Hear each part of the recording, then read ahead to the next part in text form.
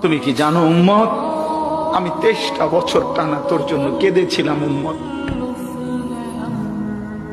আমি এমন কাঁদা কাঁদছি রে উম্মত তোদের জন্য। এশার নামাজের পরে দাঁড়াইছি, ফজরের আজান পর্যন্ত আমি আমার মালিকের কাছে তোদের জন্য, উম্মতের জন্য চোখের পানি ফেলে কাঁদছিলাম।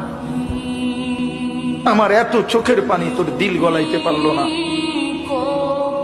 আমি তায়েফের পাথরের আঘাতে আমার পিঠটা চালনির মতো ছিদ্র ছিদ্র হয়ে গেছে রক্তে। আমি বুকে পেটে 2টা পাথর বাঁধছি ক্ষুধার কষ্টে।